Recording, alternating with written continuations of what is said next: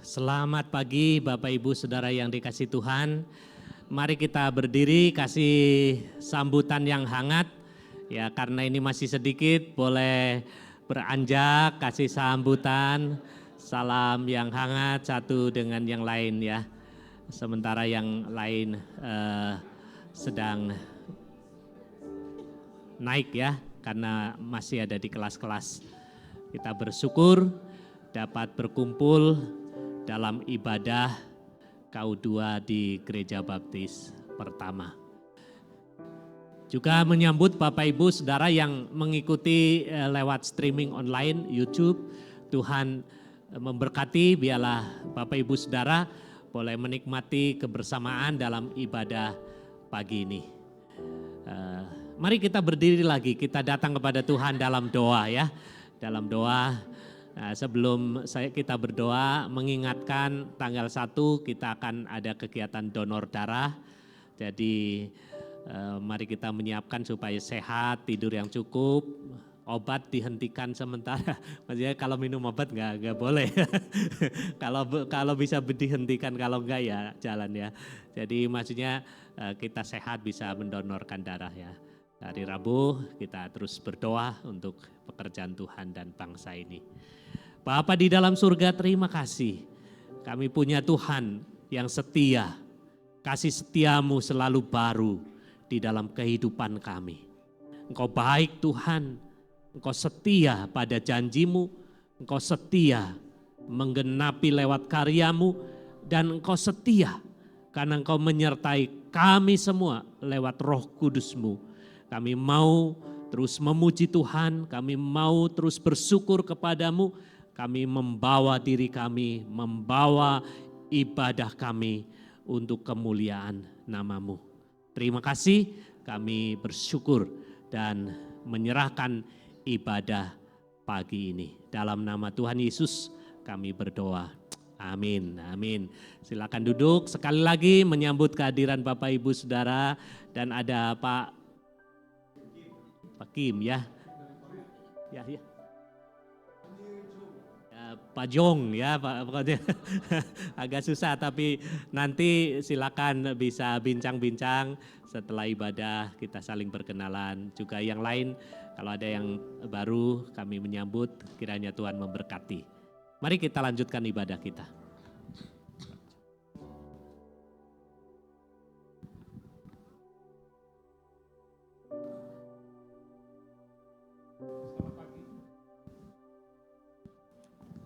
Selamat pagi Bapak Ibu jemaat yang kasih Tuhan, kita bersyukur kita ada di tempat ini untuk kita berbakti dan beribadah.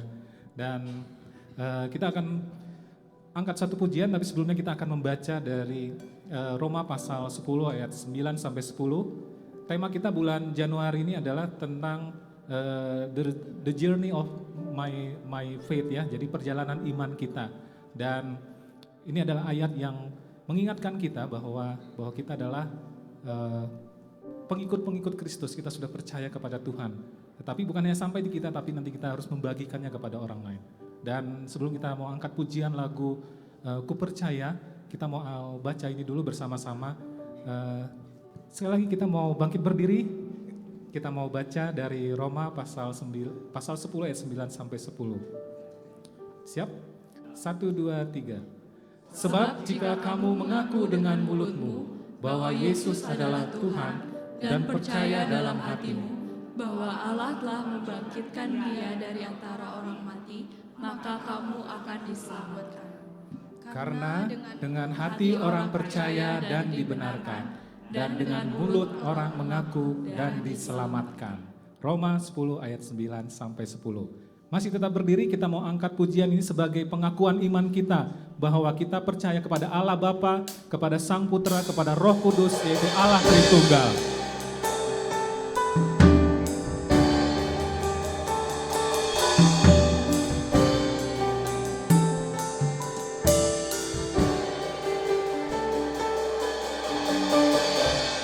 Bapakku yang kekal, pencipta yang esa, Maha Kuasa, dikandung Roh Kudus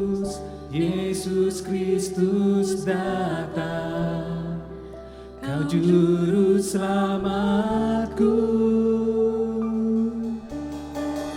Ku percaya Allah Bapa, ku percaya Sang Putra, ku percaya Roh Kudus-Mu, Kau Allah Tritunggal. Ku percaya kebangkitan ada dalam kita. Ku percaya dalam nama Yesus.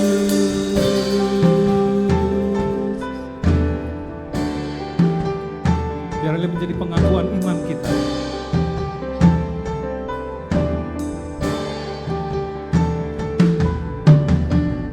Hakim dan pembela di salib sengsara, Kaulah rahmatku.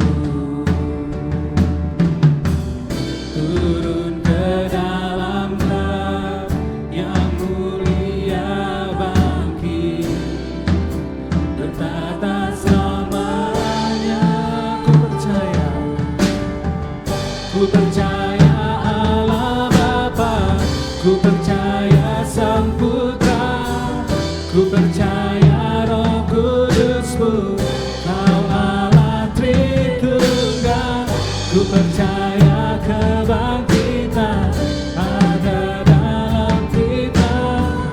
Ku percaya dalam nama Yesus. Katakan iman kita. Ku percaya dalam Bapa, ku percaya Sang Putra, ku percaya Roh Kudus-Mu, Kau Allah Tritunggal. Ku percaya kebangkitan ada dalam kita. Ku percaya dalam nama Yesus. Ku percaya Engkau, ku percaya Kau telah bangkit. Ku percaya Yesus Kristus. Ku percaya Engkau. Ku percaya Engkau, ku percaya Kau telah bangkit. Ku percaya Yesus Kristus. Ku percaya hidup kekal. Katakan dengan iman. Ku percaya hidup kekal, lahirnya anak darah, orang kudus bersekutu, gereja yang kudus. Ku percaya kebangkitan waktu Yesus datang. Ku percaya dalam nama. Ku percaya Allah Bapa, ku percaya Allah Bapa, ku percaya Sang Putra, ku percaya Roh Kudus-Mu, kekal. Ku percaya kebangkitan ada dalam kita. Ku percaya dalam nama Yesus. Ku percaya dalam nama Yesus. Ku percaya dalam nama Yesus. Ku percaya dalam nama Yesus. Kasih karunia Tuhan Yesus Kristus dan kasih Allah dan persekutuan Roh Kudus menyertai kita sekalian. Amin. Silakan duduk Bapak Ibu jemaat kasih Tuhan.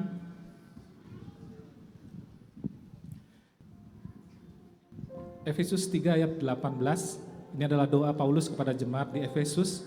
Dia berkata, "Aku berdoa supaya kamu bersama-sama dengan segala orang kudus dapat memahami betapa lebarnya, panjangnya, dan tingginya dalamnya kasih Kristus, dan dapat mengenal kasih itu sekalipun ia melampaui segala pengetahuan. Aku berdoa supaya kamu dipenuhi di dalam seluruh kepenuhan Allah. Kita mau menyanyikan syukur kita mau hati kita bersyukur, kita mau jiwa kita memuji Tuhan, kita mau angkat pujian ini tiada terukur.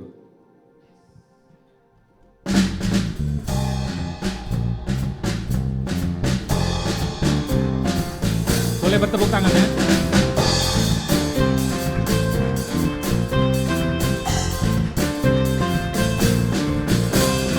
Tiada terukur besar kasih setiamu Tuhan. Panjang dan lebarnya melebihi lautan. Jauh tinggi mengatasi langit, dalamnya tak dapat ku selami. Kasih setiamu besar selamanya.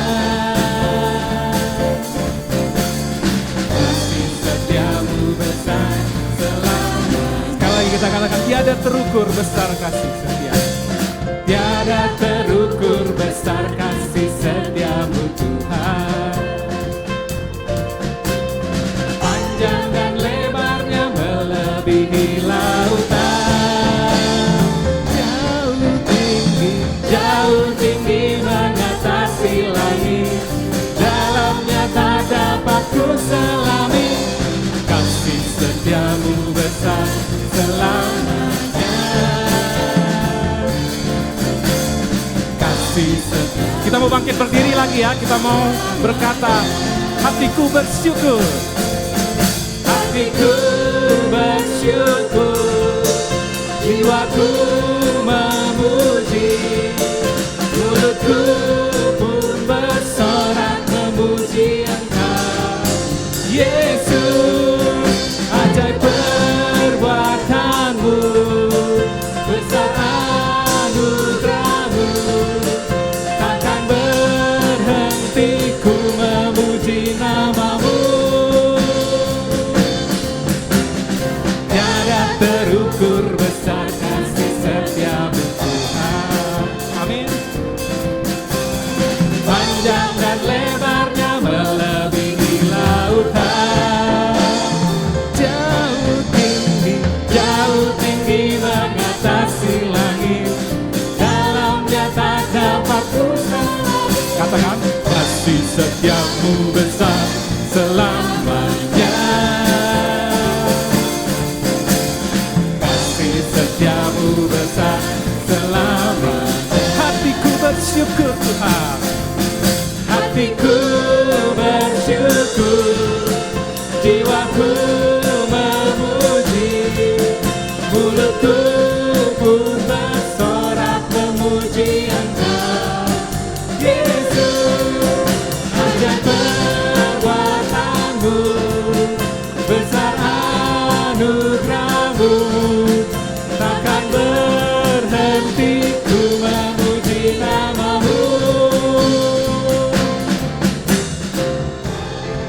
Kita mau terus bersyukur kepada Tuhan. Siapa yang merasakan kebaikan Tuhan, boleh angkat tangannya. Ya, sepanjang minggu ini. Dan biarlah ini menjadi ucapan syukur kita. Kita mau terus meninggikan Dia, bersyukur.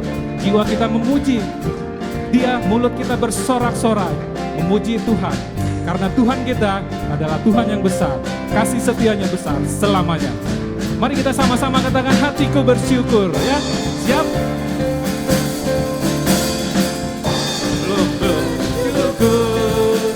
Jiwaku memuji, mulutku pun bersorak memuji Engkau, Yesus.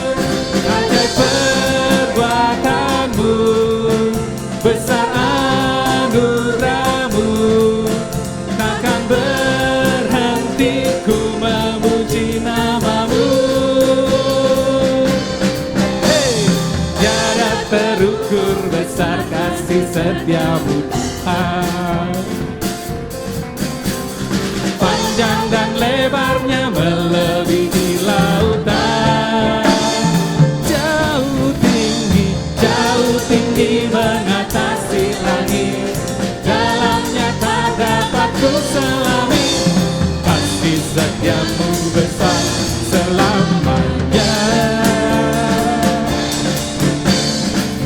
kasih setiamu besar selamanya. Kasih setiamu besar selamanya. Kasih setiamu besar selamanya. Kasih setiamu besar selamanya.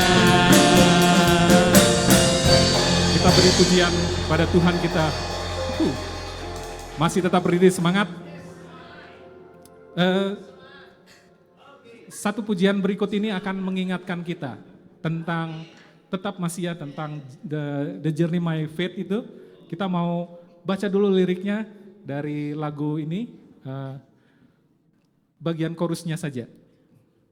Ini menjadi komitmen kita, jadi bagian chorusnya, mari kita sama-sama baca ini sebelum kita nyanyikan menjadi komitmen kita sepanjang tahun ini. Siap? Boleh ditampilkan? Bagian chorusnya, tak mau. Oke, 1, 2, 3. Tak mau ku hidup bagi dunia ini lagi, tak ingin kompromi, tak ingin lakukan hal yang dapat dukakan hatimu, tak mau ku hidup di luar tutur kata firman-Mu yang telah bebaskanku. Yesus kebenaran-Mu adalah pilihanku. Hidup ini adalah pilihan, dan pilihan kita adalah kita mau terus hidup di dalam kebenaran firman Tuhan, dan kita mau menghasilkan buah untuk Tuhan. Kita angkat pujian ini. Boleh bertepuk tangan ya. Kita mau merayakan iman kita di dalam Tuhan, dengan kita memilih untuk kita hidup di dalam kebenarannya. Dan biar ini menjadi komitmen kita.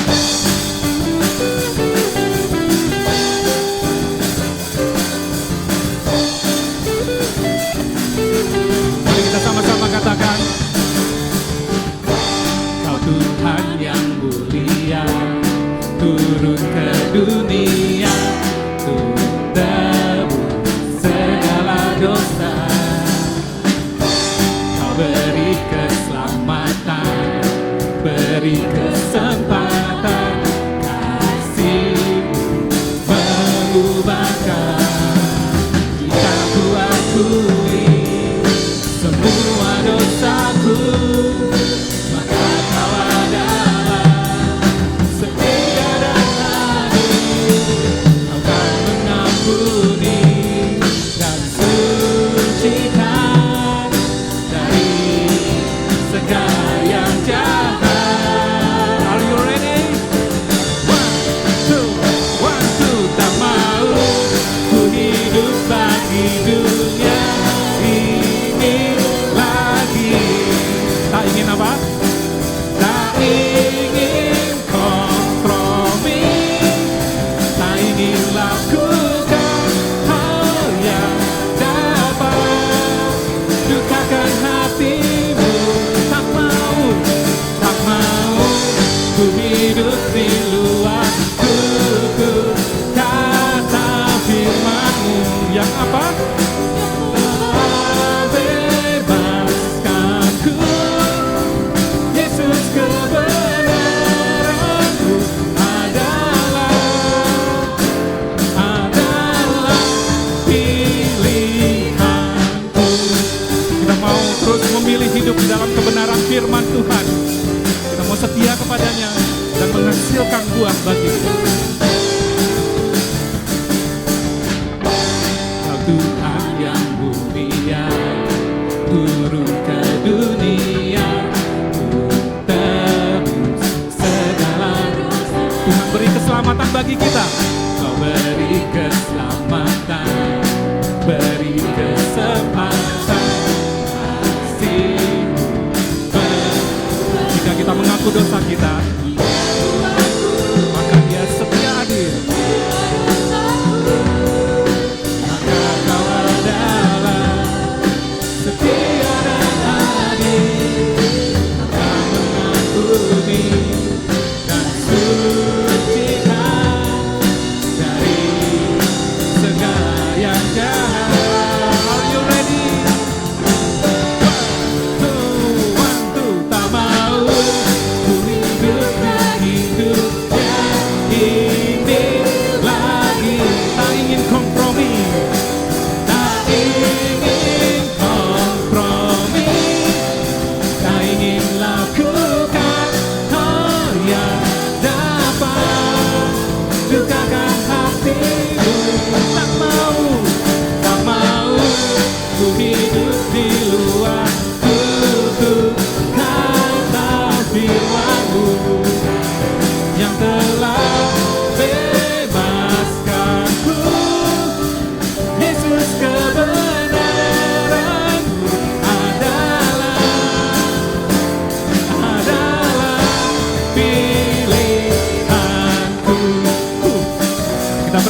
kita mau memilih hidup benar di dalam Tuhan.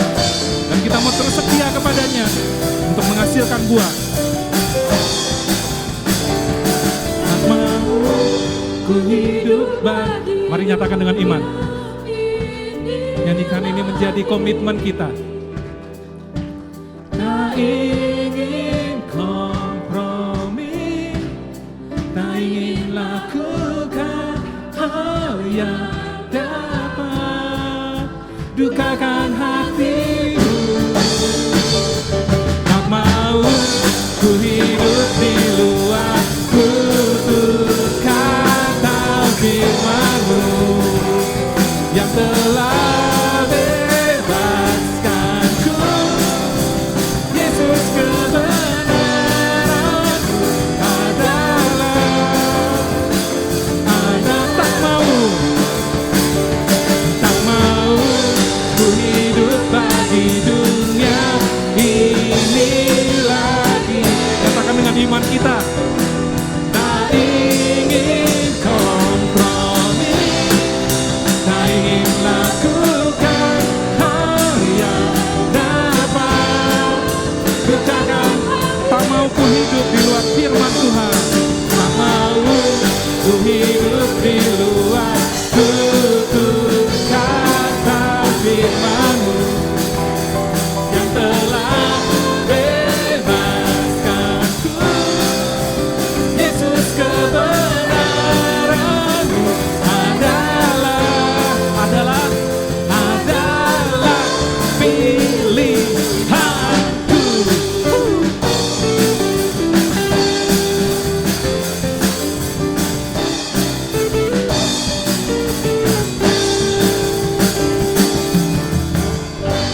Beri kemuliaan bagi Tuhan. Kita mau pilih hidup di dalam kebenaran firman Tuhan. Amin. Silakan duduk Bapak Ibu jemaat Tuhan. Kita akan siapkan hati pikiran kita untuk kita mendengar firman Tuhan. Tapi kita mau ambil waktu untuk kita datang kepada Tuhan secara pribadi. Di dalam doa kita, saya memberi kesempatan untuk kita mengucapkan syukur dan terima kasih kepada Tuhan.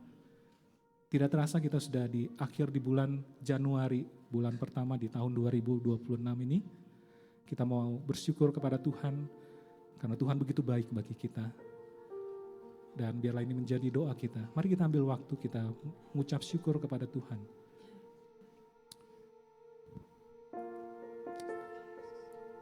Terima kasih Tuhan, karena kebaikan-Mu pada kami. Kau yang telah rela mati bagi kami, untuk menyelamatkan kami, sehingga kami boleh diselamatkan Tuhan. Mari naikkan doa-doa Bapak Ibu kepada Tuhan. Ucapkan syukur.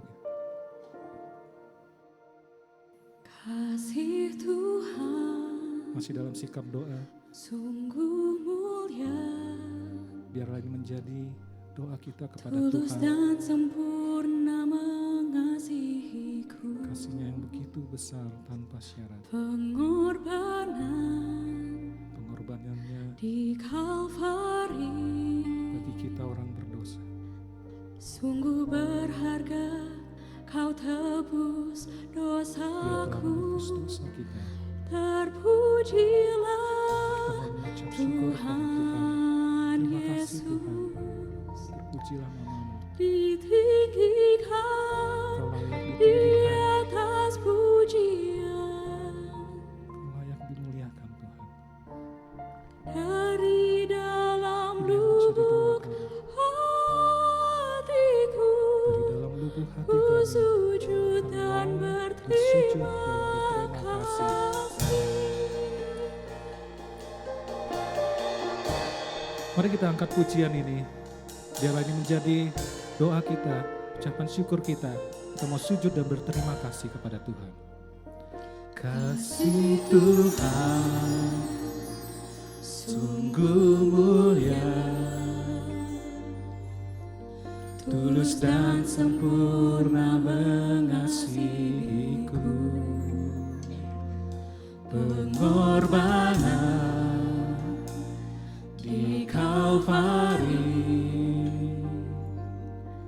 sungguh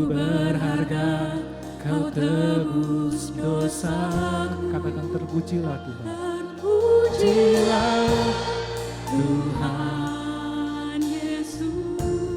Bapak Ibu boleh meletakkan tangan Anda di dada dan mengangkat satu tangan memuji Dia. Kita mau sujud dan berterima kasih kepada Tuhan. Dari dalam lubuk hatiku, ku sujud dan berterima kasih. Mari letakkan tangan kita di dada, kita mau angkat pujian ini. Kasih Tuhan tak bersyarat, tak seperti cinta yang ada di dunia. Kasih Tuhan tak bersyarat, tak seperti cinta yang ada di dunia. Selalu memberi, selalu memberi, lebih dari yang layak ku terima di hidupku. Boleh angkat tangan kita puji Dia.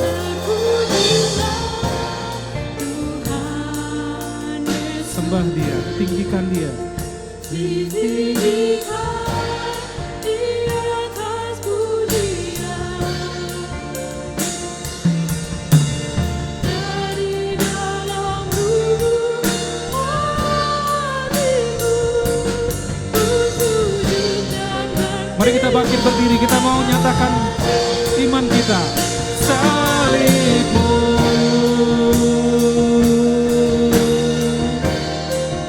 kemenanganku,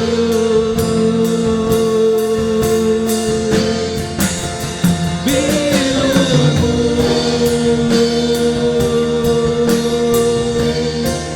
kesembuhanku. Salibmu, salibmu, terima kasih Tuhan. Kemenanganmu, salib kemenanganmu, bilurmu menyembuhkanku, bilurmu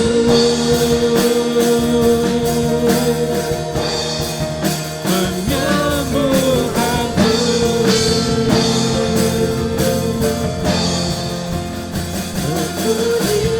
Mari jemaat Tuhan, puji Dia, tinggikan Dia. Ditinggikan di atas pujian.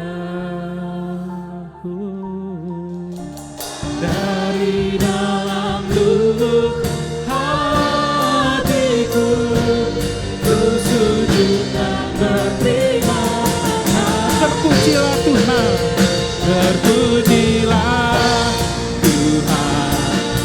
Nyanyikan dari segenap hati kita yang terdalam, dari lubuk hati kita yang paling dalam. Kita mau bersyukur dan memuji Dia. Dari dalam lubuk hatiku, ku sujud. Katakan sekali lagi, terpujilah Tuhan, terpujilah Tuhan Yesus.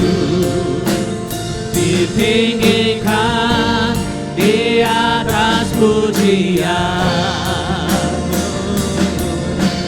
dari dalam lubuk hatiku, ku sujud dan berterima kasih. Dari dalam lubuk hatiku, dari dalam lubuk hatiku, ku sujud dan berterima kasih.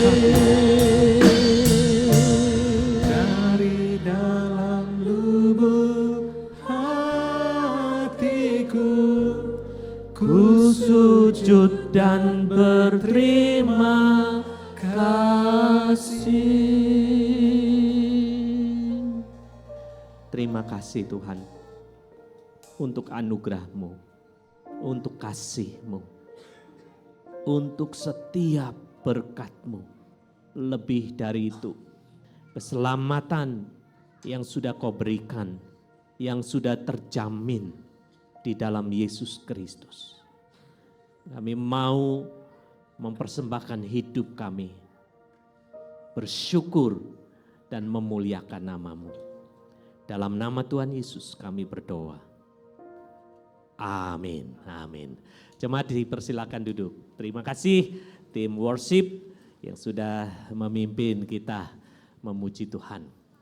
Sekali lagi menyambut kehadiran Bapak Ibu Saudara sekalian yang ada di ruangan ini, juga Bapak Ibu Saudara yang mengikuti streaming online. Kiranya berkat Tuhan dicurahkan atas kita semua, kasih-Nya dilimpahkan di dalam kehidupan kita. Bapak Ibu Saudara yang dikasihi Tuhan, kita melanjutkan pelajaran kita dari kitab Yesaya. Ya, Yesaya pasal 1 sampai pasal 5 ini adalah awal dari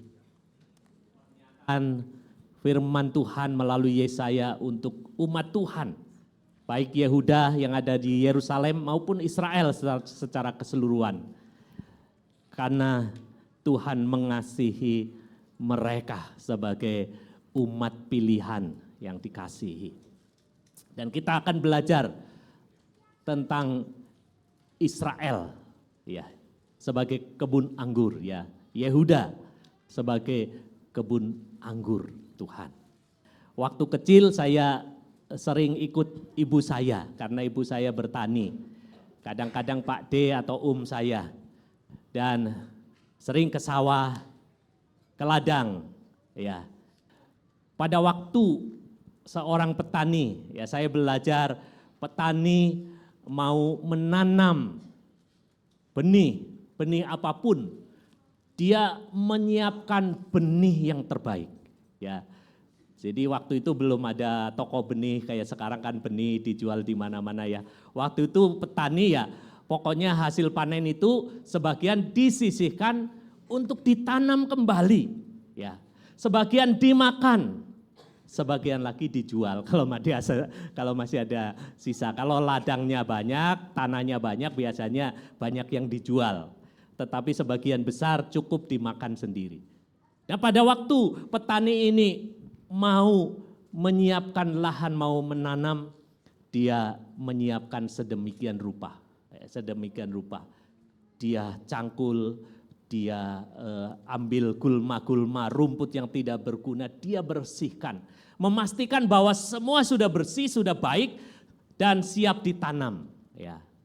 Tentunya itu menunggu air hujan ya, jadi musim ya. Biasanya setelah musim panen, ya dipilah yang baik untuk benih, kemudian menunggu musim hujan berikutnya untuk menyiapkan lahan. Dan ketika sudah disiapkan, lahan itu ditanami. Mungkin ditanami jagung, mungkin ditanemin kacang. Pada waktu itu padi juga, yang padi yang tinggi-tinggi ya. Padi gogo itu yang belum ada varietas unggul, yang tahan wereng ya. Jadi kemudian setelah itu menunggu hasilnya. Petani akan bersuka cita kalau hasilnya baik. Tapi kalau dalam perjalanan dimakan hama, dimakan tikus, dan hasilnya tinggal sisa-sisa, sangat sedih ya, sangat sedih. Nah saudara, pagi ini kita belajar tentang gambaran dari kebun anggur. Ya, ini bukan tanaman padi, kacang atau apapun, tetapi ini kebun anggur. Umat Tuhan dalam perjanjian lama digambarkan sebagai kebun anggur.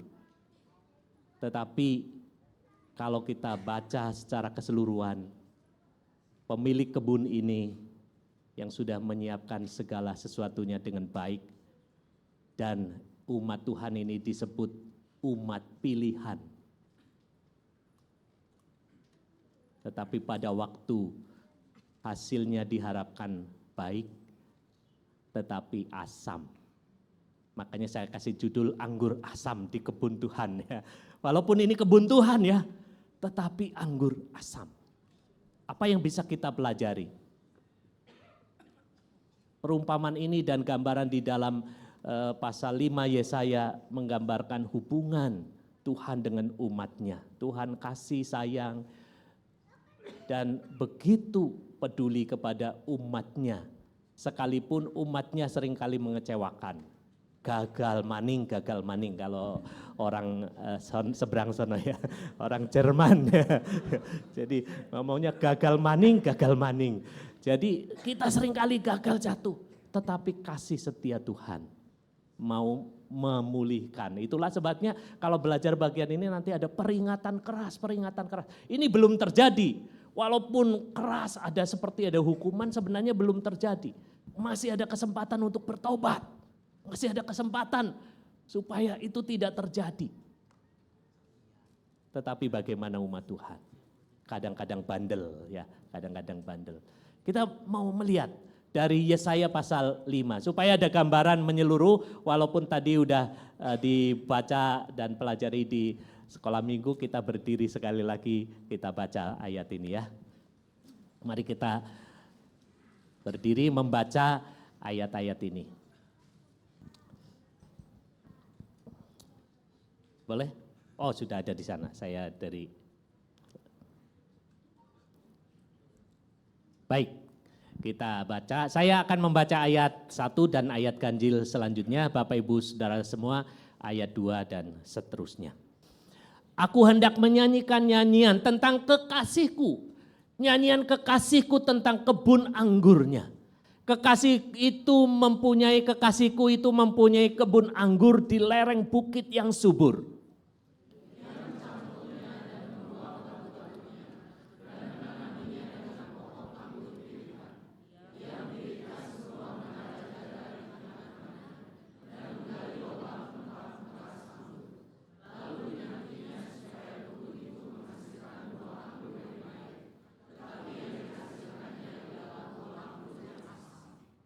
Maka sekarang hai penduduk Yerusalem dan orang Yehuda, adililah antara aku dan kebun anggurku itu.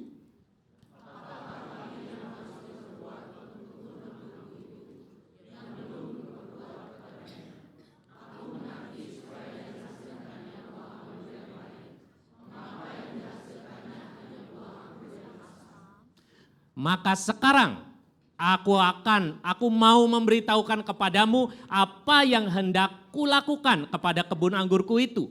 Aku akan menebang pagar durinya sehingga kebun itu dimakan habis dan melanda temboknya sehingga kebun itu diinjak-injak.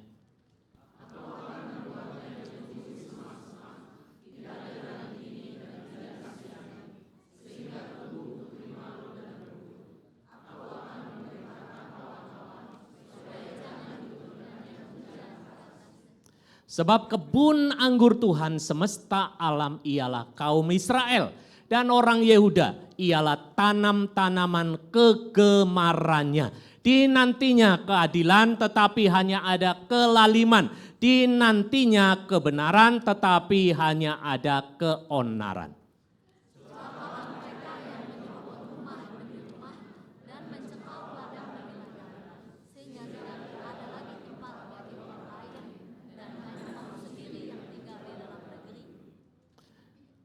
Di telingaku terdengar firman Tuhan semesta alam, sesungguhnya banyak rumah akan menjadi sunyi sepi. Rumah-rumah yang besar dan yang baik tidak akan ada penghuninya.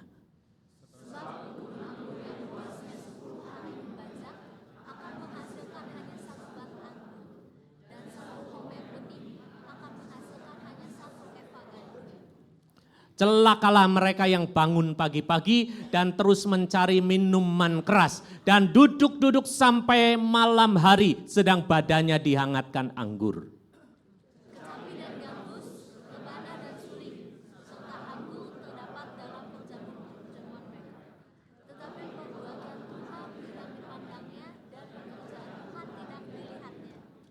Sebab itu umatku harus pergi ke dalam pembuangan. Oleh sebab mereka tidak mengerti apa-apa. Orang-orang mulia akan mati kelaparan dan khalayak ramai akan menderita kehausan.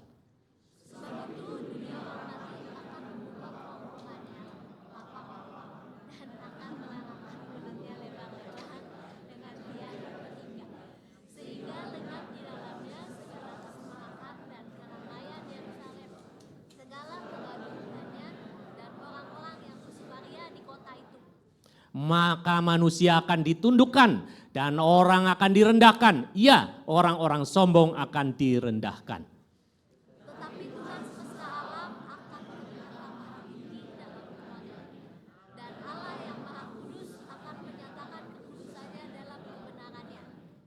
Maka domba-domba akan makan rumput di situ seperti di padangnya sendiri, dan kambing-kambing akan mencari makan dalam reruntuhan gedung-gedung orang kaya. Celakalah mereka yang memancing kesalahan dengan tali kedustaan, dan dosa seperti dengan tali gerobak. Yang berkata, baiklah Allah lekas-lekas dan cepat-cepat melakukan tindakannya supaya kita lihat. Dan baiklah keputusan yang Maha Kudus Allah Israel datang mendekat supaya kita tahu.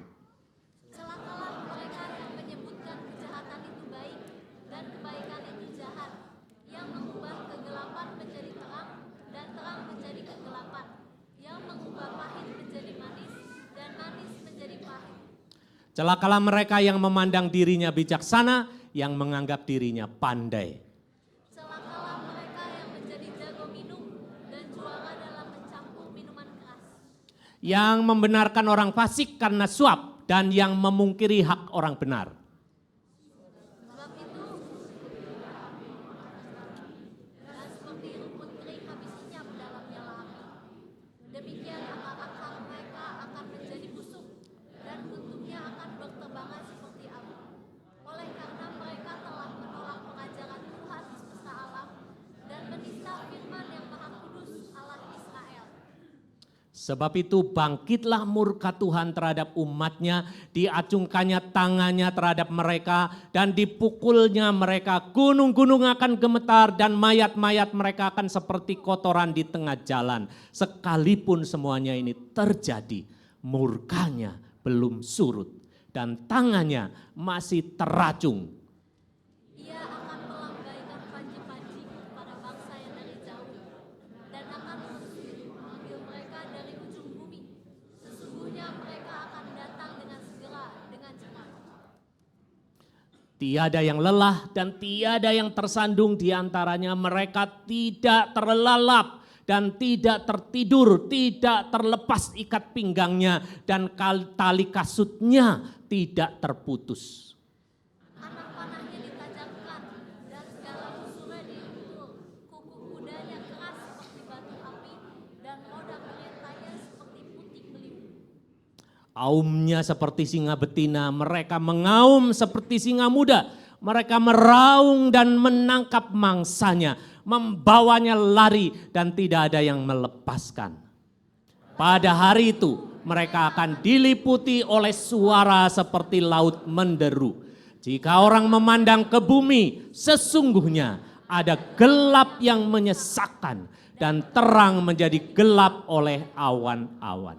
Amin. Silakan duduk, berbahagialah kita semua yang merenungkan firman Tuhan dan melakukan dalam kehidupan kita. Bapak Ibu Saudara, ketika kita belajar sekali lagi dari perikop ini, kita melihat pasal 1 sampai pasal 5 ini menjadi awal dari kitab Yesaya, nubuatan dan apa yang disampaikan kepada Israel, khususnya Yehuda. Dan juga nanti di dalam pasal 6 ada hal yang lain, karena Yesaya mulai menyadari juga ya, dia menyerukan umatnya begitu bobrok pada waktu dia bertemu Tuhan, sama saja, tidak ada bedanya. Yesaya melihat dirinya najis bibir, dirinya juga sama dengan umatnya. Tetapi akhirnya Tuhan menyentuh dengan bara api, menguduskan, dan akhirnya Tuhan memanggil dan memakainya. Saudara, kita melihat ada struktur teks yang kita baca tadi, Israel sebagai kebun anggur. Dan ini bicara bagaimana Allah menghendaki buah anggur yang baik. Ya, sudah menanam kebun anggur tapi buah anggurnya asam ya. Kemudian teguran dan ratapan akan dosa. Celaka, celaka, celaka. Saudara, ini bicara tentang dosa-dosa ya, anggur asam itu bicara tentang dosa-dosa mereka ya. Jadi anggur yang asam datang dari hati yang menolak Tuhan. Ketika kita membaca pasal ayat 8 sampai ayat 24, ada kata celaka, ada didampingi diikuti oleh penyebabnya itu dosa-dosa, dan akhirnya akibatnya penghakiman, ya, murka Allah. Tetapi pada dasarnya karena mereka menolak Tuhan, ya. Pasal 5 ayat 25 sampai 30, hukuman yang tidak terhindarkan, hukuman atas dosa dan kejahatan, ya. Ketika buah yang baik tidak dihasilkan, penghakiman tidak terelakkan. Kita perlu kembali kepada Tuhan. Bapak Ibu Saudara yang dikasih Tuhan, di dalam ayat 1 sampai ayat 7 kita belajar Allah memanggil kita menjadi umat kesayangannya yang menyenangkan hati Tuhan. Ketika kita belajar dari bagian ini, perumpamaan tentang kebun anggur yang menggambarkan Israel, ya, sebagai kebun anggur, dan khususnya Yehuda sebagai umat pilihannya yang ditanam. Tetapi hubungan Allah dan umatnya ini dirusak, ya, oleh pelanggaran-pelanggaran dan dosa-dosa. Dan ketika Yesaya, ya, karena nanti berlanjut dengan Yeremia di pembuangan. Jadi Yesaya mengingatkan tentang pengajaran melalui perumpamaan. Ya, kelihatannya dipuji-puji dulu. Wah, ini nyanyian yang bagus. Ini syair yang bagus, makanya disebut nyanyian tentang kebun anggur. Wah, seorang pemilik kebun anggur ini luar biasa. Dia menyiapkan lahan ladang di lereng bukit yang subur. Wah, ketika saya meneliti bagian ini, pohon anggur yang ditanam di lereng bukit memanfaatkan kemiringan lahan untuk drainase air yang baik dan paparan matahari, sinar matahari maksimal, paling tidak sampai 6 jam. Menjadikannya lokasi ideal untuk budidaya anggur ini. Teknik ini sering menghasilkan anggur yang berkualitas tinggi karena tanah di lereng bukit biasanya memiliki tingkat keasaman yang baik dan mengurangi resiko genangan air yang merusak akar. Wah, seorang petani ini luar biasa, menyiapkan lahan yang begitu baik. Kemudian mencangkul, batu-batu disingkirkan dan disuburkan. Dan kita tahu dirawat dengan baik. Ya, ini gambaran tentang kebun anggur ini adalah hubungan dari umat Tuhan dan Tuhan. Israel digambarkan sebagai kebun anggur dan Allah setia merawat kebun anggur dan Ia ingin mendapatkan. Ya, kalau seorang petani sudah kerja keras, seorang petani sudah menanam sedemikian rupa, maka berharap mendapatkan buah. Digambarkan dijaga sedemikian rupa sampai sudah dipersiapkan pemerasan, ya, untuk memeras anggur. Nah, saudara, Israel digambarkan sebagai kebun anggur dan dikatakan ini pokok anggur pilihan. Mereka disebut umat pilihan. Allah digambarkan sebagai pemilik penjaga kebun anggur yang merawat dengan sangat baik. Dan Allah mengharapkan hasil buah yang baik, tetapi hasilnya buah yang asam. Buah yang asam. Ini menunjuk kepada dosa-dosa spesifik yang kemudian dijelaskan dalam ayat 8 sampai 24. Jadi ini bukan maksud harafiah, anggur yang asam. Kalaupun anggur yang asam dibuat jus enak, ya. Kalau anggur harafiah ya bisa dimanfaatkan, ya. Tetapi ini bicara tentang anggur asam karena Israel sudah melakukan banyak kejahatan dosa. Dari pasal 1 sampai pasal 4 dan pasal 5 ini semakin intens, memuncak, progresif, dan sampai penghukuman yang tidak terhindarkan. Walaupun ini belum terjadi tetapi peringatan yang keras. Dan kalau kita bicara tentang anggur yang asam ini menunjuk kepada dosa-dosa yang spesifik, tetapi juga yang saya kira dunia kita tidak beda dengan dunia pada zaman Yesaya.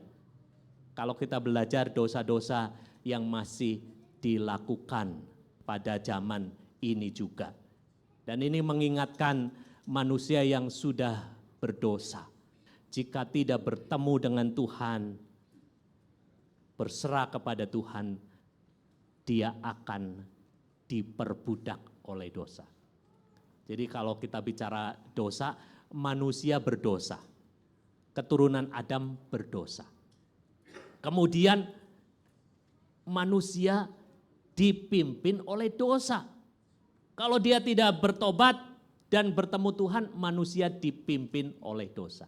Jadi yang pertama berdosa, kemudian dipimpin oleh dosa. Terakhir yang sulit dilepaskan apabila dosa sudah memperbudak, diperbudak oleh dosa. Harus ada korban penebusan. Itu sebabnya kenapa Yesus harus menebus dosa. Karena manusia sudah rusak dan diperbudak oleh dosa. Sekali lagi, anggur asam ini menunjukkan kepada dosa-dosa yang dilakukan oleh Israel. Bangsa ini berdosa karena tidak tahu bersyukur. Tidak tahu bersyukur digambarkan dengan buah anggur yang baik dan sebagainya. Tetapi toh hidupnya tidak mencerminkan yang sesungguhnya. Tidak menghargai kepercayaan dan berkat Tuhan yang telah diterima.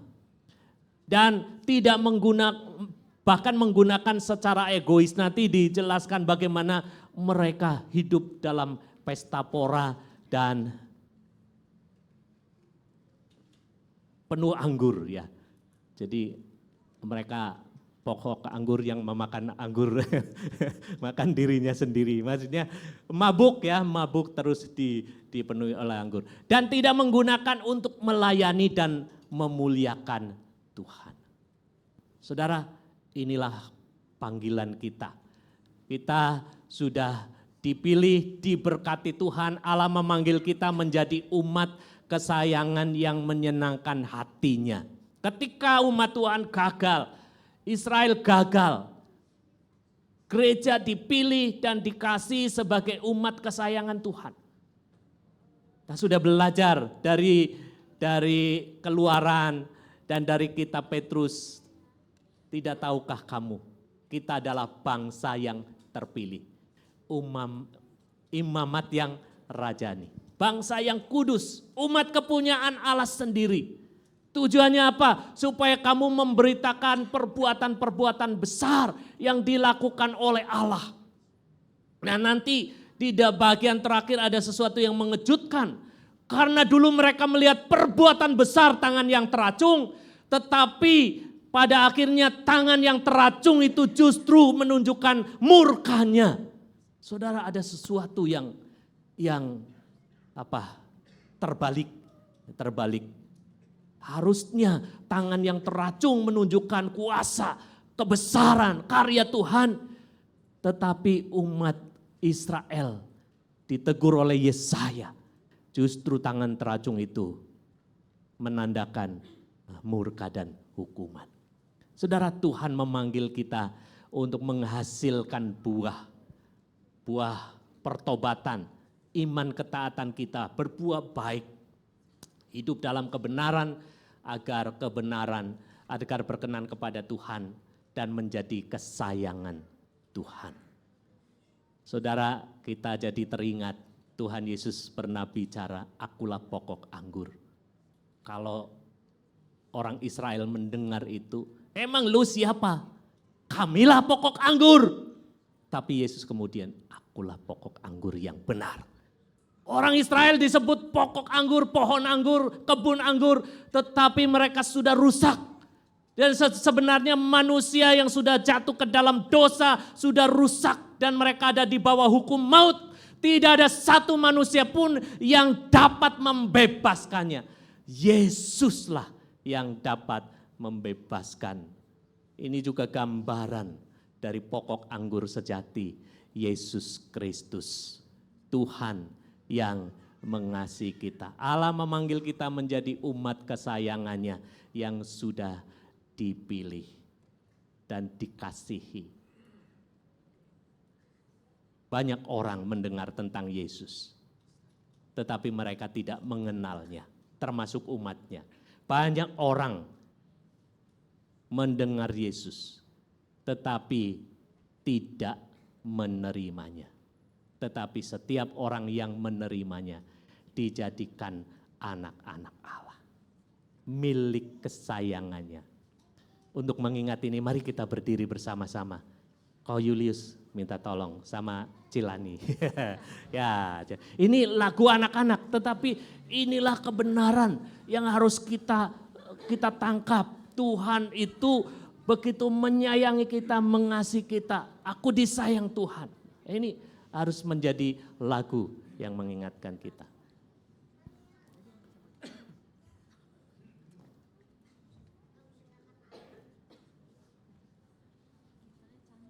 Ada syairnya. Ini tidak terlalu rumit. Sayang-sayang, disayang, aku disayang Tuhan. Aku jadi miliknya. Ya.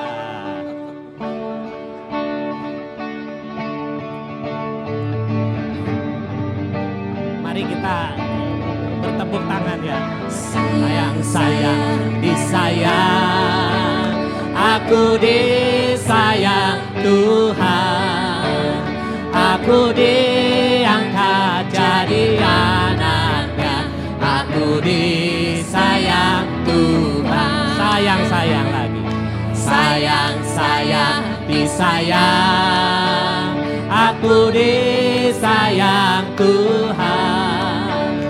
Aku diangkat jadi anaknya. Aku disayang Tuhan. Glory, glory, glory, haleluya.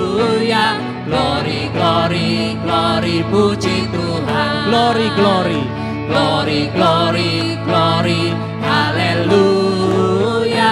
Glory, glory, glory, puji Tuhan. Amin. Ya cukup, nanti kalau kelamaan waktunya habis. Silakan duduk ya. Jadi ini mengingatkan kepada kita. Sama seperti umat Tuhan di dalam perjanjian lama sebagai kebun anggur pilihan yang disayang Tuhan. Kita di dalam Yesus Kristus, pokok anggur yang sejati, yang benar, sudah dicangkokkan, dihubungkan menjadi miliknya. Bahkan anak-anaknya. Saudara, maksudnya supaya kita bisa berglori, memuliakan Tuhan. Nanti baca lagi ya Efesus pasal 1 ayat 13-14. Ya. Sebab kita sudah mendengar Injil kebenaran, yaitu firman kebenaran, yaitu Injil keselamatanmu. Ketika kamu percaya, dimeteraikan Roh Kudus. Jaminan menjadi anaknya. Kalau kita punya Roh Kudus, kita bisa menyebut Allah sebagai Bapa kita. Untuk memperoleh semua yang sudah Tuhan janjikan. Dan untuk memuji kemuliaannya. Saudara, panggilan Tuhan kita menjadi kebun anggur. Anggur yang menyenangkan Tuhan. Saudara, masalahnya yang terjadi kepada umat Tuhan yang diharapkan buah anggur yang manis tetapi ternyata anggur yang asam. Buah yang asam atau buah anggur yang asam ini lahir dari hati yang menolak Tuhan. Pada dasarnya inilah kuncinya. Kalau kita belajar dari bagian ini, perikop selanjutnya kita perlu menyadari supaya kita jangan mengabaikan peringatan dan menolak firman Tuhan. Melainkan percaya kepada Tuhan. Israel digambarkan sebagai anggur asam. Perbuatan-perbuatan dosa itulah yang digambarkan sebagai anggur asam. Yang akhirnya dalam ayat 8 sampai ayat 24 kita membaca kata celakalah. Jadi celakalah, jadi seolah-olah ini kayak kutuk ya, peringatan yang keras. Terkutuklah, celakalah. Jadi ini sebenarnya peringatan yang keras. Sudah dinasehati tapi kurang. Ya. Kadang-kadang orang tua kalau nggak sabar juga keluar dari mulut hal-hal yang bahaya ya. Tadinya kan bilang sayang, tolong habis makan bawa ke cucian piring. Nanti mama yang cuci gitu kan. Tapi ya namanya juga anak-anak ya, kadang-kadang lupa. Kadang-kadang dia ini masih di meja, piring kotor dan apa-apa masih berantakan. Mamanya bersabar, beresin. Kalau sudah gede beda lagi, tolong bawa cucian piring dan dicuci sekalian. Masing-masing mencuci piringnya supaya mama ringan. Ya bukan hanya mama, papa juga ya, bantu cuci piring ya. Ya. Jadi ada perintah-perintah, tapi kadang-kadang seberapa banyak orang tua, papa mama yang kadang-kadang jengkel. Pernah jengkel lah, paling tidak pernah jengkel dengan anak-anaknya. Kadang-kadang udah dikasih tahu bandel, udah dikasih tahu, dan kalau orang tua di luar Tuhan kadang-kadang kata-katanya langsung gini, celakalah. Jadi Tuhan, sebenarnya Tuhan mau mengingatkan kepada kita ya, kepada kita tentang apa bahaya-bahaya yang terjadi sehingga mereka disebut kebun anggur atau anggur yang asam. Oleh karena orang kaya mencuri dari yang miskin. Biasanya yang miskin mencuri dari yang kaya ya. Walaupun tidak boleh mencuri itu ya. Tapi kalau orang miskin yang mau dicuri apa ya. Tapi ini bicara tentang ya kadang-kadang ya orang miskin tidak berdaya ya. Ini ke depan mungkin ada banyak masalah juga ya. Ketika mereka kehilangan surat-surat karena memang tidak pernah diurus ya.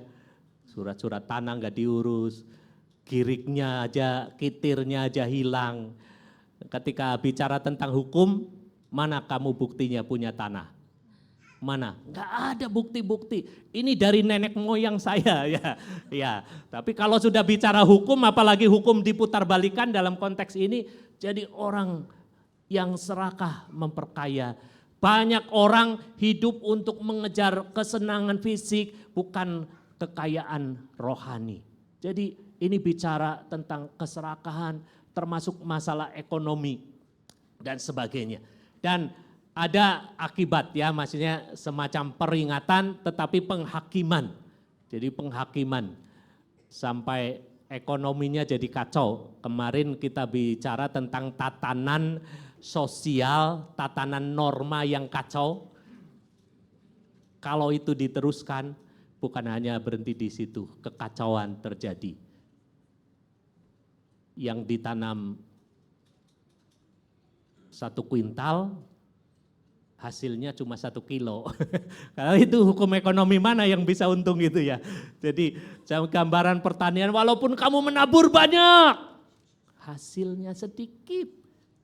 Dimakan hama, tidak turun hujan. Wah, Tuhan mengingatkan tentang hal-hal. Termasuk bagaimana mereka mengalami kebutaan rohani. Ya, mereka menolak untuk mendengar firman Tuhan dan meragukan Tuhan. Lebih mendengar iblis. Ya, karena dusta itu datangnya dari iblis, bapa segala pendusta ya. Jadi menipu Tuhan, tidak memandang serius peringatan Tuhan. Tipu daya yang dikendalikan oleh dusta ini terjadi dan itu terus berlanjut. Celaka, celaka, celaka. Mereka mengandalkan hikmat sendiri. Celakalah orang yang mengandalkan dirinya sendiri, yang mengandalkan manusia. Diberkatilah orang yang mengandalkan Tuhan. Jadi ada dosa-dosa yang terus dilakukan. Bahkan bisa dibayar untuk mengubah firman, hukum. Jadi waktu itu ya firman Tuhan dibolak-balik, dipelintir. yang manis jadi pahit, yang pahit jadi dan sebagainya. Itu gambaran dari kebalik tata nilai yang sudah mulai diperdaya oleh dosa, kefasikan, dibayar untuk mengubah hukum. Jadi kalau sudah bicara korupsi hukum, wah itu tidak ada yang bisa mengatasi ya. Karena kalau sudah bicara hukum itu kan bicara keadilan tertinggi, bicara menghadap hakim, pemegang hukum, keputusan hukum. Nah kalau hukumnya sudah dibolak-balik, keadilan ada di mana? Nah saudara, akhirnya celaka ini diikuti oleh penghakiman.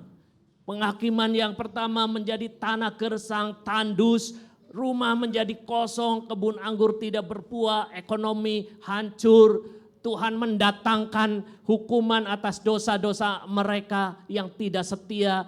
Dan akhirnya Israel sebagai pohon anggur yang diharapkan dihanguskan, penghukuman akan menimpa mereka. Ayat 13 diingatkan tentang pembuangan dan ayat 25 sampai 30 tentang penyerbuan yang akan mereka membawa mereka. Saudara, pelajaran penting ketika kita belajar dari bagian ini. Ketika firman Tuhan tidak dijadikan standar hidup dan penuntun keputusan hidup kita, maka kita ya termasuk gereja bisa saja kita aktif dan sepertinya semua diberkati tetapi kehilangan arah, tujuan dan hal yang terpenting. Saudara, orang yang menolak Tuhan, mengabaikan firman Tuhan tidak akan beruntung. Tidak akan beruntung. Tetapi bersyukurnya anugerah Tuhan, kekudusan Tuhan, kasih dan perlindungannya dinyatakan kepada yang lemah dan tidak berdaya. Kalau kita membaca ayat 16-17, ini yang dimaksud bukan kambing dan domba ya. Tetapi ini menunjukkan mereka yang lemah, yang tidak berdaya, masih dilindungi. Masih ada pemeliharaan Tuhan. Masih ada berkat Tuhan walaupun di balik keruntuhan. Karena itu, supaya hidup kita tidak menjadi anggur yang asam, jangan mengabaikan peringatan dan menolak firman Tuhan. Melainkan percaya sepenuhnya kepada Tuhan. Tuhan sedang bekerja. Kalau kita percaya kepada Tuhan, ya Tuhan akan menjadi pokok anggur. Ya, hubungan kita dipulihkan di dalam Tuhan. Kita dapat menikmati kasih anugerahnya. Sebagai yang terakhir secara cepat.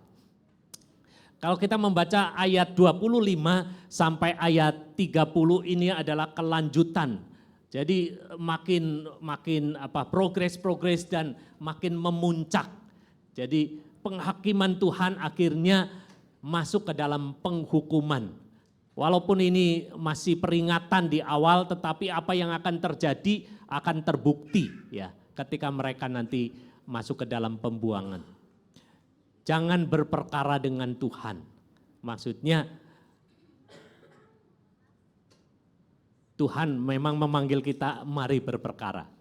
Tetapi maksud saya jangan buat gara-gara, jangan buat masalah. Kalaupun kita sudah punya gara-gara sama Tuhan, punya masalah, Tuhan masih sayang ya. Tuhan masih sayang. Kadang-kadang Tuhan itu mendisiplin. Disiplin dengan yang lembut, sama seperti disiplin. Kalau Tuhan mengasihi anak-anaknya digambarkan dia akan mendisiplin. Kalau kita datang kepada Tuhan, kita bertobat, kembali berserah kepada Tuhan, menghasilkan buah kebenaran, maka kita akan menikmati anugerah Tuhan. Saudara, di bagian ini Tuhan murka. Tangan penghukumannya teracung. Saudara, tahun lalu kita baru belajar. dari kitab Keluaran. Tangan Tuhan teracung sehingga Mesir dikalahkan, Israel dibebaskan. Tapi bagian ini bicara tentang tangan Tuhan yang teracung, bicara tentang murka Tuhan, hukuman yang akan datang kepada umatnya. Penghukuman itu datang seperti api yang membakar ladang ketika musuh menyerbu. Saudara, bagian yang awal dikatakan kebun anggur itu sudah dilepaskan dari perlindungannya, pagarnya sudah dirobohkan. Kemudian sudah dirusak, banyak orang masuk merusak kebun anggur. Tuhan sendiri tidak menurunkan hujan. Saudara, apakah itu belum cukup? Tapi murka Tuhan belum surut. Dan ayat 25 sampai 30 ini menunjukkan penggenapan yang serius. Penghukuman itu datang seperti api yang membakar. Masih ada sisa-sisa, tetapi sekarang tidak ada yang tersisa. Mereka akan dibuang dan dihukum dalam pembuangan, dan ayat 13 sudah mulai diserukan. Kan mereka diserahkan kepada musuh dan tidak ada yang dapat melepaskan. Saudara, ini gambaran ya, musuh yang datang, bangsa yang dari jauh akan datang, bangsa yang tangkas, lengkap dengan senjata yang menakutkan. Tidak ada yang dapat menahan kekuatannya. Saudara, pada waktu saya kecil saya ingat di rumah ada tentara. Itu bukan keluarga kami, tapi karena ada latihan di kampung kami, ya, di desa kami. Di drop latihan tentara. Jadi memang benar-benar mereka dilatih sangat keras. Jadi latih di sungai, tidak cukup di laut, di medan di darat. Wah, komandannya tinggal di rumah kami, salah satu komandannya. Ya, sebagian mereka di tenda-tenda di pinggir lapangan. Jadi mereka buat tenda-tenda. Saudara, tahu apa yang terjadi pada waktu mereka latihan? Mereka tidak sempat melepas tali sepatu.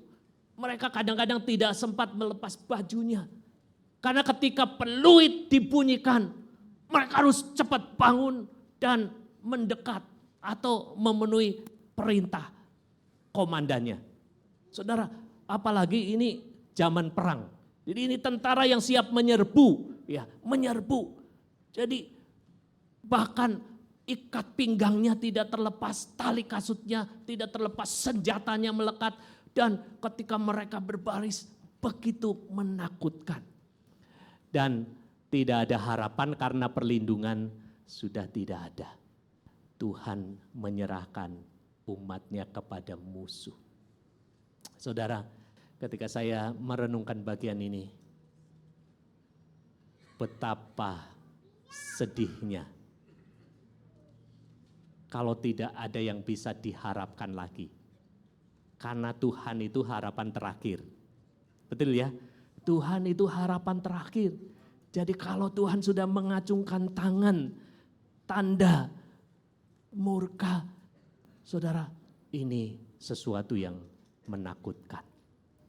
Saudara, ini juga menjadi peringatan bagi kita. Sebenarnya ini mengingatkan kepada kita, walaupun ada tangan yang teracung, ada bahaya yang mungkin bisa timbul karena pelanggaran-pelanggaran kita, tetapi kasih-Nya masih, anugerah-Nya masih ditawarkan.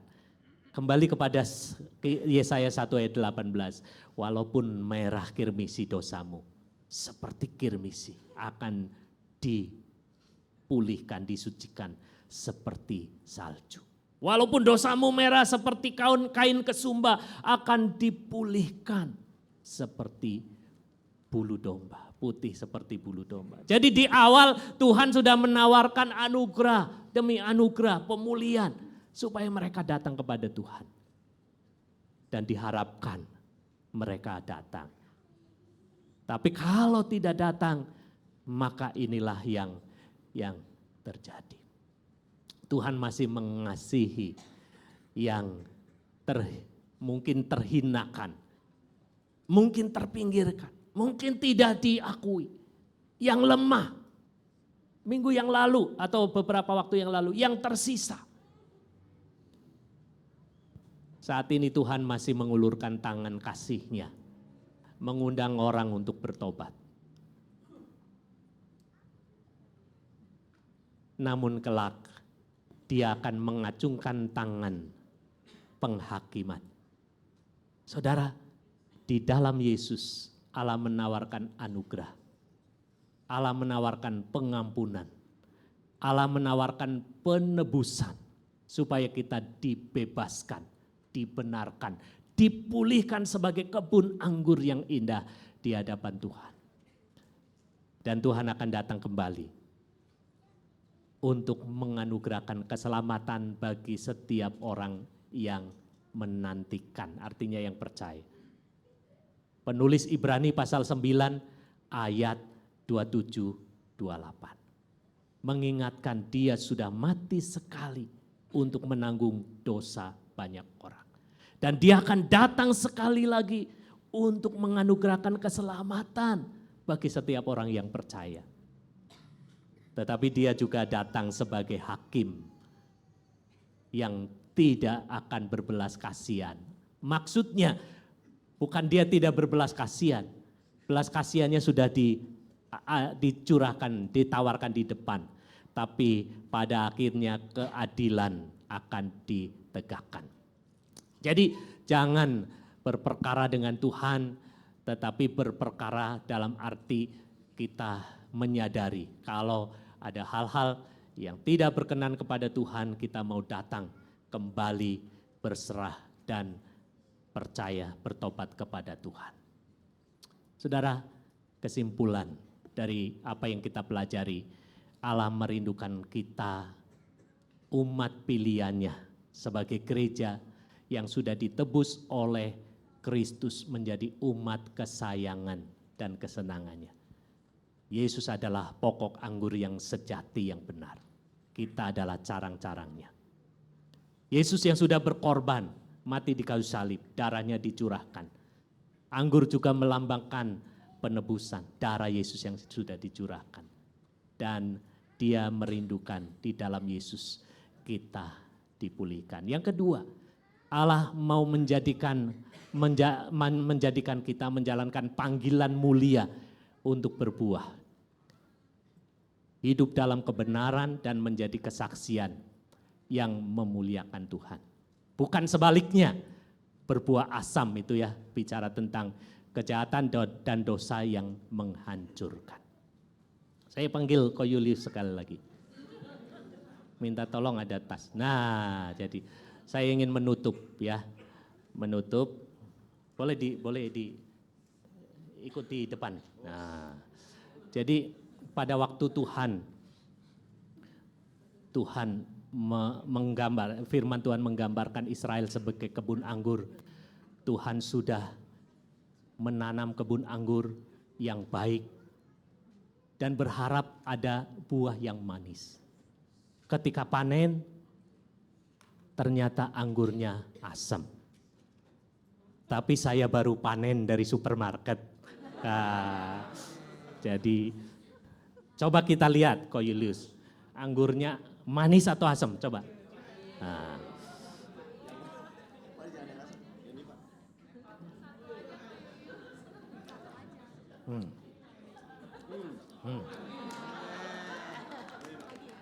Terima kasih. Nanti yang lain dibagi. Boleh. Nih, sekalian. Ko Yulius. Saudara, setiap orang akan senang menikmati hidup kita yang menjadi anggur yang manis. Amin. Kita bisa menjadi anggur yang manis. Pokok anggur yang menyenangkan hati Tuhan. Kita bisa hadir di tengah-tengah keluarga menjadi anggur yang manis. Memberkati orang-orang yang ada di sekeliling kita. Dan itu maksud Tuhan. Walaupun saudara mungkin ditempatkan sendiri di tengah-tengah keluarga. Jangan jadi pepaya yang asam ya. Kadang-kadang, tapi harus menjadi anggur yang manis ya. Ya kadang-kadang kan ya ini mukanya kok jadi pepaya, maksudnya itu ya. Jadi sudah ikut Tuhan kok banyak kesedihan ya, kadang-kadang saya sedih juga ya. Kadang-kadang menyedihkan, kadang-kadang kalau kita terlalu banyak mengkhawatirkan orang juga jadi sedih ya. Tapi ya kita diingatkan, kita punya Tuhan yang mempedulikan kita, mengasihi kita. Bahkan kita digambarkan sebagai kebun anggur Tuhan. Tuhan tidak pernah tidak menyayangi. Sekarang kembali kepada kita. Tuhan tidak pernah tidak sayang. Tuhan tidak pernah tidak baik. Tuhan bahkan merawat dan mempersiapkan sebaik mungkin. Tinggal bagaimana kita. Apakah kita mau masuk ke hadirat Tuhan? Tuhan terima kasih. Tuhan sudah pilih saya yang mungkin tidak berarti, yang mungkin terabaikan. Enggak masalah. Mungkin saudara sedang dikecewakan atau apa. Tapi Tuhan memilih dan mengasihi, dan Tuhan mau pakai kita bertumbuh di dalam anugerah-Nya, memuliakan Tuhan. Amin. Mari kita berdoa.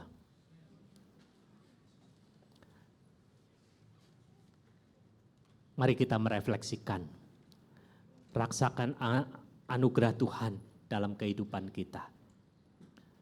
Tuhan adalah Tuhan yang penuh anugerah, kasih-Nya tidak berubah, setia-Nya terus dinyatakan. Tuhan mau kehidupan kita berbuah yang menyenangkan Tuhan, dan mau menjadikan kita kesaksian yang memuliakan nama-Nya. Mari kita datang kepada Tuhan dalam doa, sekaligus kita mau datang kepada Tuhan. Tuhan, ini aku mau Tuhan tuntun. Aku mau Tuhan tuntun dengan firman-Mu. Aku mau Tuhan tuntun dengan kuasa Roh-Mu. Kalau jalanku serong, Tuhan kembalikan ke hadirat-Mu. Ampuni dosaku. Ini aku. Mari kita berdiri bersama-sama. Tuhan menuntun hidupku. Tangannya selalu memegang teguh. Bahkan di malam gelap, di saat topan apapun, tangan Tuhan menuntun.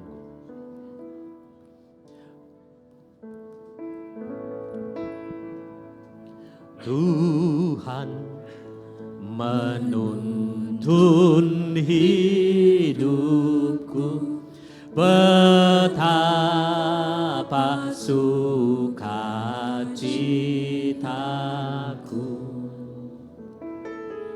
Kemana saja jalanku, tangan Tuhan menuntunku.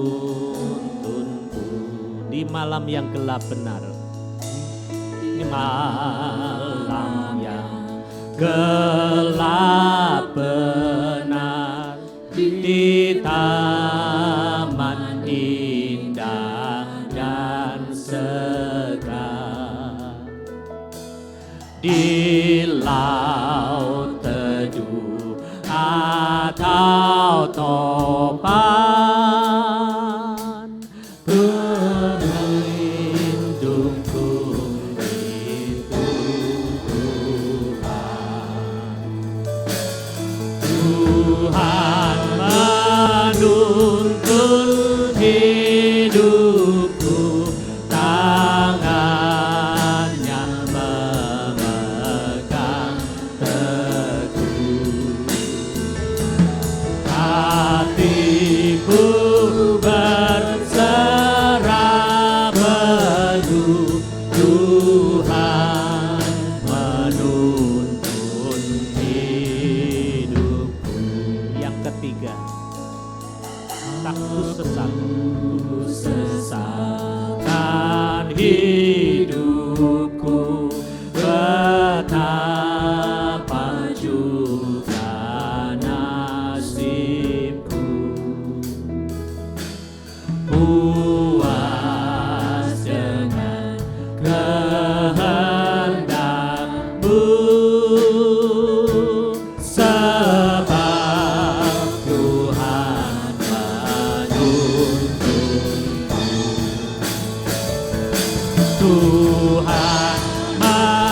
menuntun hidupku, tangannya memegang teguh. Hatiku berserah penuh, Tuhan menuntun hidupku. Mari kita datang kepada Tuhan. Apapun kata orang tentang komitmen kita untuk mengiring Yesus, mempercayakan diri kepada Tuhan Yesus Kristus, berjalan di dalam tuntunan kasih-Nya. Itu adalah keputusan yang terpenting. Tidak ada keputusan yang lebih penting di luar Tuhan. Karena ketika kita memutuskan untuk percaya kepada Tuhan Yesus, mau dituntun oleh tangan kasih-Nya, masih ada harapan. Mungkin hidup kita bisa saja sekarang kacau, masih ada harapan di dalam Tuhan. Mungkin hidup kita sekarang juga sedang berantakan, masih ada harapan di dalam Tuhan. Mungkin hidup kita sedang bergumul, ada banyak hal yang membuat kita marah, kecewa, pahit. Ada harapan di dalam Tuhan.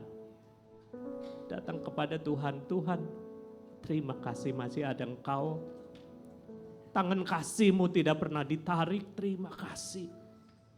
Ampuni aku Tuhan yang kadang gagal. Ampuni aku Tuhan yang kadang tidak setia. Ampuni aku Tuhan yang seringkali memberontak. Ampuni aku Tuhan. Aku mau datang kepada Tuhan Yesus. Aku serahkan hidupku. Aku mau dituntun oleh tangan-Mu, oleh firman-Mu, dipimpin oleh Roh-Mu. Inilah aku Tuhan, inilah aku serahkan. Kalau ada yang berdoa demikian, mau menyambut Tuhan, boleh angkat tangan, saya ingin mendoakan. Kalau ada, mungkin selama ini belum pernah mengambil keputusan untuk percaya menerima Yesus sebagai Tuhan Juru Selamat. Dan pagi ini mau mengambil keputusan itu, boleh angkat tangan. Kalau ada. Kalau kita sudah percaya, Tuhan mau menjadikan kita kebun anggur yang indah, berbuah yang baik, yang manis. Tuhan setia dan mau pakai kita. Mari kita datang kepada Tuhan.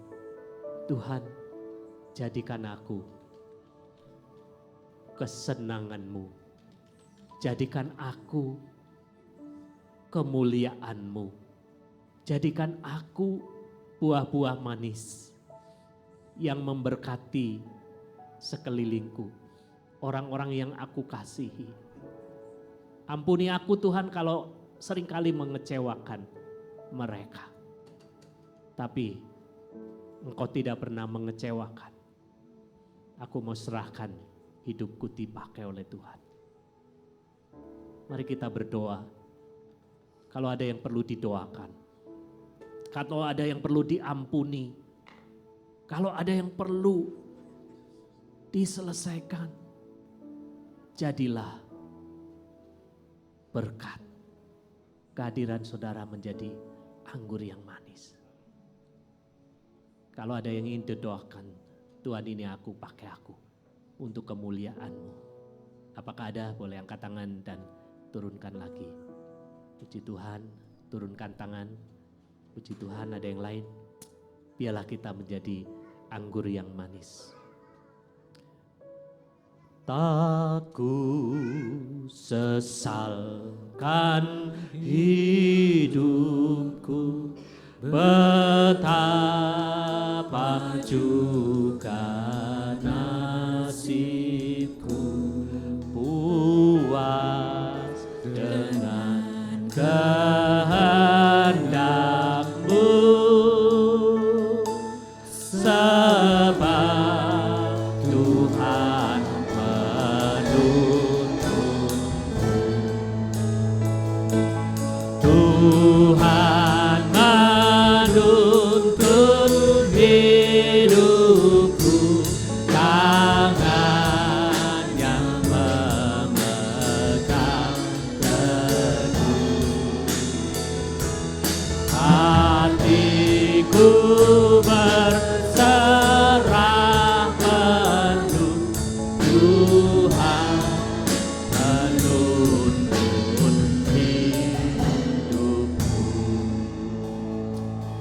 Terima kasih Tuhan.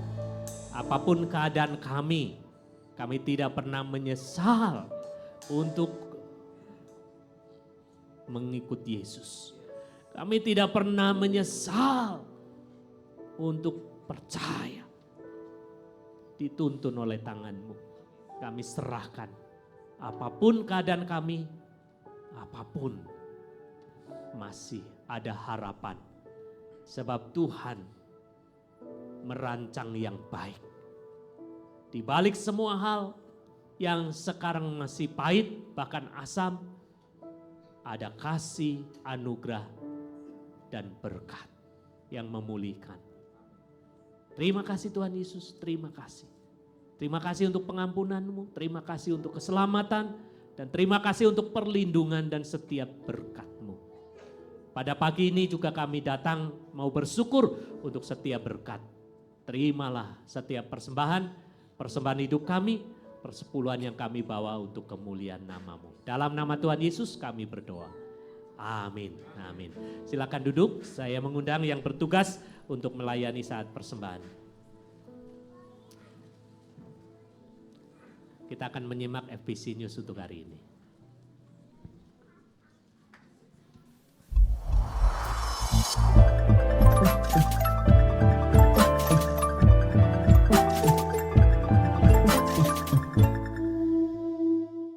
Shalom! Selamat hari Minggu, Jemaat Gereja Baptis Pertama. Saya Cynthia. Saya Denit. Kami host FBC News hari ini. Oh ya Denit, kita mau bersyukur nih kepada Tuhan Yesus atas penyertaannya pada kegiatan minggu ini. Kami bersyukur untuk kegiatan doa pastoral, staf gereja dan yayasan, kebaktian jam doa Rabu di Gereja Baptis Pertama dan Kota Baru Parahyangan, doa Sabtu pagi, dan IDC Praise and Worship. Nah, kami juga akan sampaikan informasi kegiatan di minggu yang akan datang. Kebaktian jam doa hari Rabu 28 Januari jam 5 sore di GBP dengan judul Kuasa Doa Membangkitkan Kehidupan. Diambil dari 2 Raja-Raja 4 ayat 1 sampai 37 yang akan dibawakan oleh Bapak Ferry Priyadi.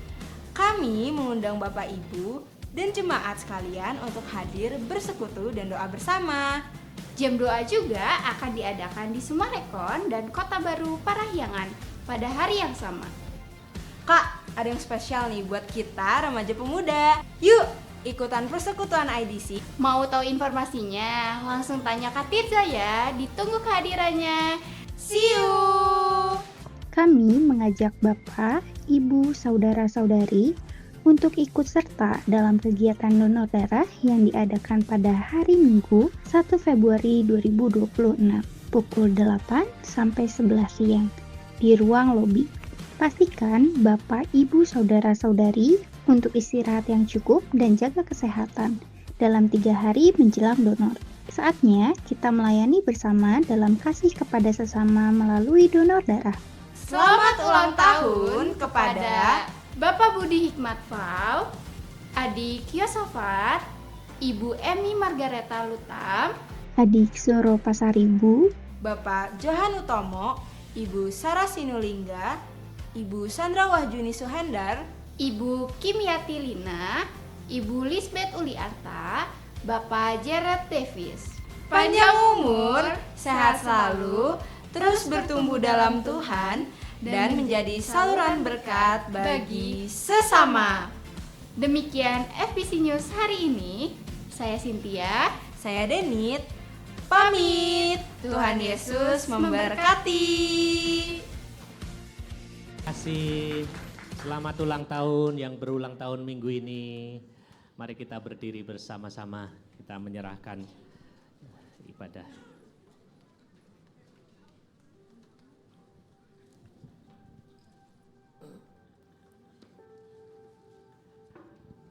Bapa di dalam surga, terima kasih. Kau sudah memberkati kami dengan berlimpah dan kasih setiamu yang senantiasa menguatkan kami. Kami serahkan perjalanan ke depan, Tuhan pimpin di tengah-tengah keluarga kami.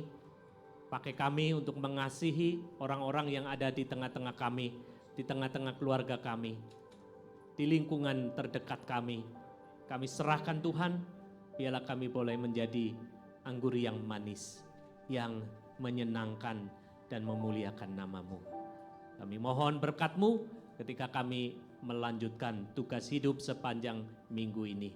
Kiranya penyertaan, damai sejahtera, kasih Tuhan di dalam Kristus Yesus, di dalam kasih Bapa dan kuat kuasa Roh Kudus menyertai kami sekalian.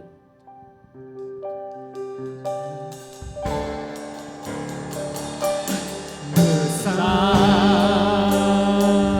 Allahku, nyanyikan besar Allahku, selamanya besar dan ajaib. Besar Allahku,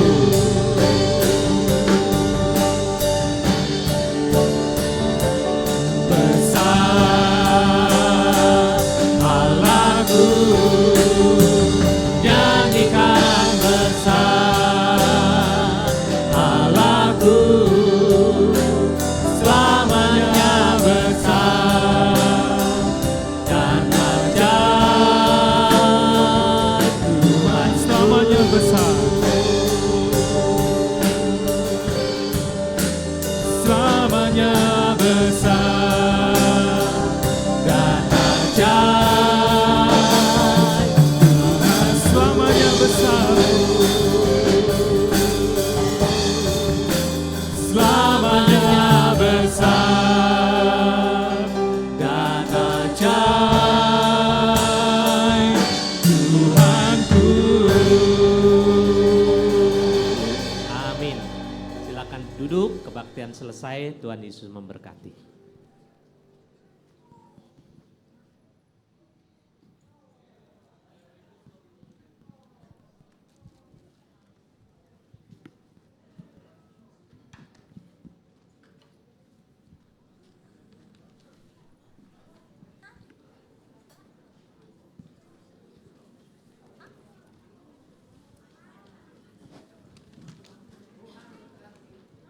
Terima kasih.